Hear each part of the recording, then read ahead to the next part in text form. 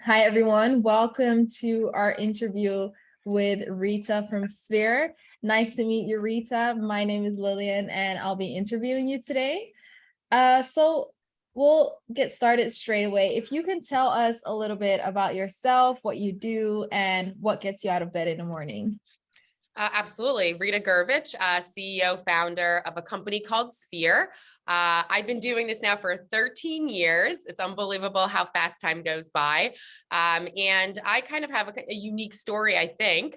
I started my company during the financial crisis of 2008. And I was actually at Lehman Brothers, and I was there during the bankruptcy. And I got put into a SWAT team that had to figure out how do you split apart all the technology based on the different companies that bought parts of the Lehman umbrella.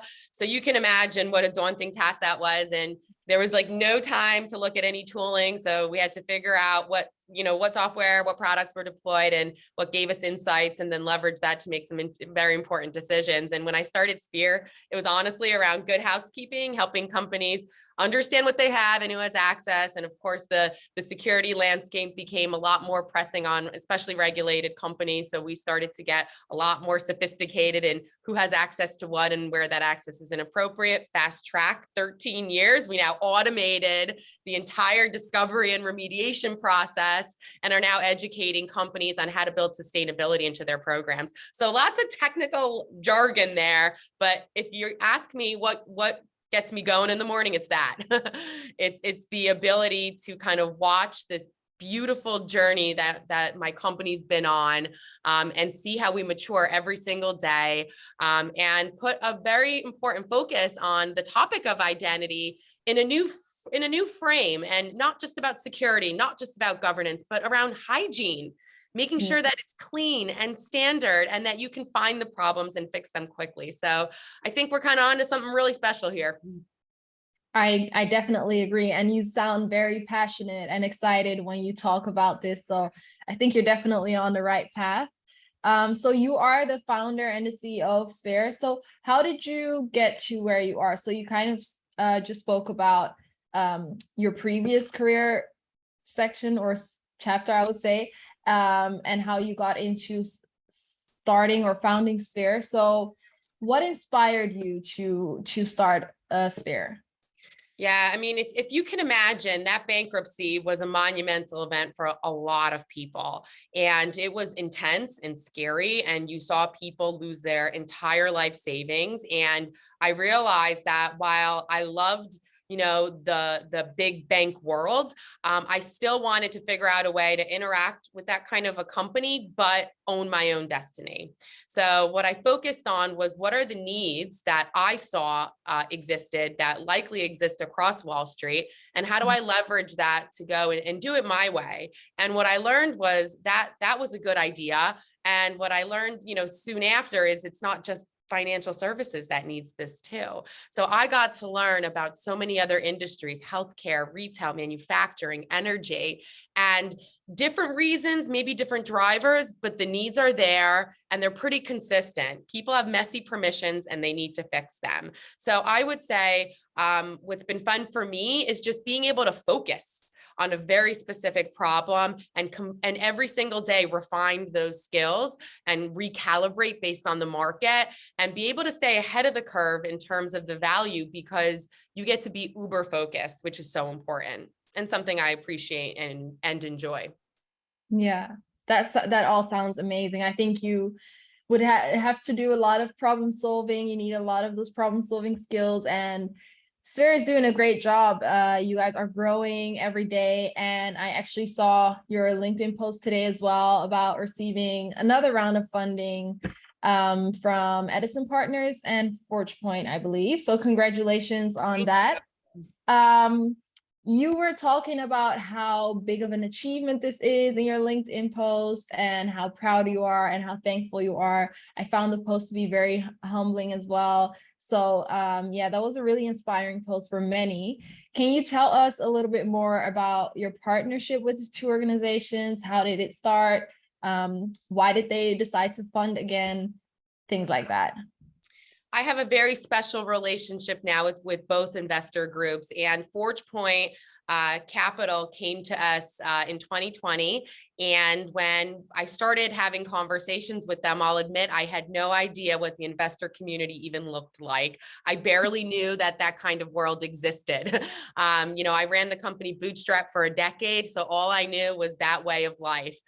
So kind of learning about what it means to partner with a venture capital organization and what that could do for the company was really fun and interesting and eye-opening. And fast track 18 months, what I was able to do with the support of ForgePoint is more than I would have been able to do in a whole decade on my own. So I'm incredibly grateful that they saw the vision before it was a mission critical need, and they support me tremendously throughout the journey. Edison Partners is now the next investor in the fold, and they have such a rich history and they have a track record to match, and they're opening our eyes on their perspectives on the next leg of our journey, and we're becoming quick close partners. So I can only imagine what the next 12 18 24 months look like, but it's looking very positive.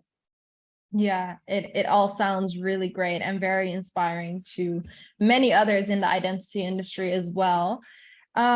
So you've said that you've been in this industry for a very long time, over a decade. What would you say is the most important lesson that you have learned along the way, either career oriented or a personal lesson that you learned? I would say hard work is usually a good first step in achieving any goal. I haven't found any great shortcuts to that. So if anyone who's listening has any shortcuts, please let me know. And what I've really honestly learned is that you have to leave your ego at the door. I say that all the time. And you have to be honest about what you know and what you don't know, and seek out advice. And nothing goes without you putting in the legwork. Roll up those sleeves, pay attention to the details, spend the time, and the likelihood of you achieving success is going to be pretty high, at least from my own experiences. Yeah, I can definitely recognize that in you and others around me as well. I think that eagerness to learn is very important in any type of career. So yeah, hard work, it can get you very far. So, as a CEO yourself in the identity space, we like to ask this question to every person that we interview. What would you suggest that other CEOs in the identity space should start doing, stop doing, or continue doing, and why? So what change would you like to see in the identity space? Yeah, the identity space was a very niche area for a long time. And now I find that it's so much broader than it's ever been. And partly, I think, due to the concept of cloud and digital transformation, where the new perimeter is the identity. So it's a whole new way of thinking. It's a whole new world. So the first thing I would encourage people to do who are, building identity companies are to start listening to the customer. They are more in touch with reality than we are. We all focus on bringing on people smarter than us into our own organizations, but the customer, the end user, they have a pulse on what's practical. They understand what's achievable, and it may not always be the perfect solution. So pay attention to the customer, understand their needs, their timelines, their priorities, and adjust your plans to meet, how they want to tackle a problem. One thing I would say for folks to stop doing is stop trying to be the best at everything. Find your strength and hone in on it, especially because of the reason that I shared earlier, that identity is everything now. And we can't all be experts of everything. There's a reason they say, jack of all trades versus master of one. So I'm a big believer that you gain credibility by being a master of your domain. I wish somebody impressed that upon me early on. I think I definitely stretched myself too thin in the early days, trying to be the best at everything and failing at that. And then I learned that you got to focus on what you're good at. One, because you're going to enjoy it. Everyone loves what they're good at, and you're going to get better every single day. From a continue perspective, I would say be alert and be aware. This is a very dynamic space. Again, going back to the point that identity is the new perimeter. You have to be able to kind of take what you've learned over many years of experience as you continue to focus, but also be able to, again, recalibrate, refine, adjust, because the market does not stand still. And I think identity is a prime example. We can see in the last decade just how much it's changed. And I think all of my thoughts kind of center around that concept. Yeah, that sounds really great. And I think I agree. In the last decade, there's been so many changes. Just in the past 3 years since the pandemic, there has been a lot of change. So I think now more than ever, it is really important that you master one specific field or specialize in a specific field rather than offering services for everything, but the quality of the services isn't that great. So it's definitely good to hear that. And, as I said, you're the CEO and founder of Sphere, which is a woman-owned company. Why was it important for you to work with women in identity, and what do you expect to leverage from our relationship? It's a great question. So one of the exciting parts of this Series B is that I get the opportunity to do more of what I love, which is using this platform and this voice for good.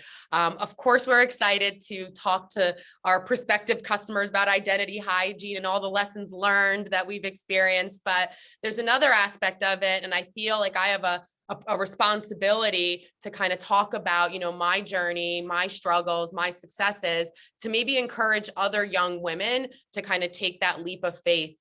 I'm a woman. I started a company. I was also 25 when I started my company. So I had age as a potential critical path factor for me. So I've had a lot of challenges that I've been able to overcome, and some I'm still struggling through. So I'm very excited to have opportunities like this to be able to talk to you and for folks to understand that these are not things that we hide behind curtains around.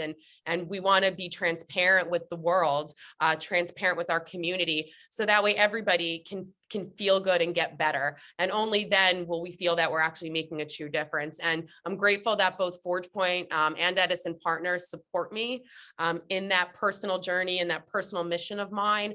And our whole company is rallying behind it as well. So I think that we're going to make an impact in the next couple of years. Yeah, I'm excited to see what you guys will come up with. And I think that just me hearing your story right now, as a 24-year-old myself, I think it is super inspiring. And I think that a lot of people will recognize themselves in your story. So I think you're doing a great job. And actually, the last question kind of ties into your answer. What advice would you give to those who would like to enter the identity industry? Young people, but also older people. So you know what, I'm going to go back to something I shared earlier. Pick a specialty. Maybe it's cloud, maybe it's privileged access management, maybe it's authentication or authorization. Identity has become so broad, and there's so much good education, good roles, good technologies out there that have that specialization. So I would say start there and move on if you're not interested. There's lots of areas within identity that are super cool, super cutting edge, super foundational, like identity hygiene, which is what we focus on. And once you kind of learn one, the rest will come a little bit easier. That sounds amazing. Thank you so much, Rita, for your interview and for your time, of course. We are looking forward to working with Sphere throughout the next of the year as well. And I hope you have an amazing day. Thank you. You too.